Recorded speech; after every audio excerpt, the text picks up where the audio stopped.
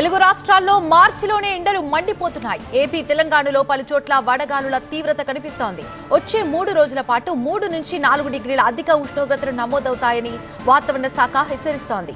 ఉత్తర ఈశాన్య గాలుల ప్రభావంతో ఎండ తీవ్రత పెరుగుతుందని చెబుతున్నారు.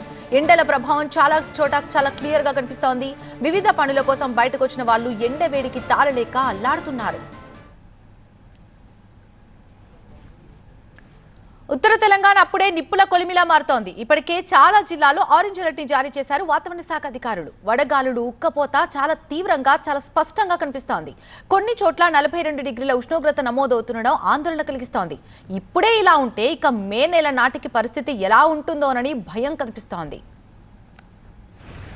కరీంనగర్లో ఎండల తీవ్రతపై అప్డేట్స్ మా సీనియర్ కరెస్పాండెంట్ సంపత్ అందిస్తారు. ఉత్తర తెలంగాణలో ఎండలు మండిపోతున్నాయి. బాండు తన ప్రతాపం చూపుతున్నాడు. ఉదయం 8 తర్వాత జనం బయటికి రావాలంటేనే బెంబేలెత్తిపోతున్నారు.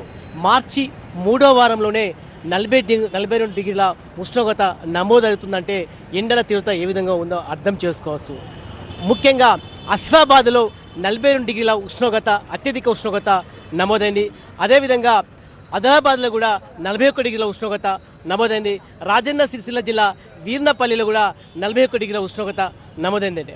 వాస్తవంగా ఈ సీజన్కి 36 లేదా 37 డిగ్రీల ఉష్ణోగ్రత ఉండాలి. కానీ 40 పైగా ఉష్ణోగ్రత దాటిన నేపథ్యంలో ప్రజలు మాత్రం ఇబ్బంది పడుతున్నారు. ముఖ్యంగా సింగరేణి పారిశ్రామిక ప్రాంతంలో మాత్రము సూర్యుడు తన ప్రతాపం చూపుతున్నాడు. బొగ్గు బావులోకి కార్మికులు దిగాలంటేనే భయపడుతున్నారు. ఉక్కపోత భరించలేకపోతున్నారు.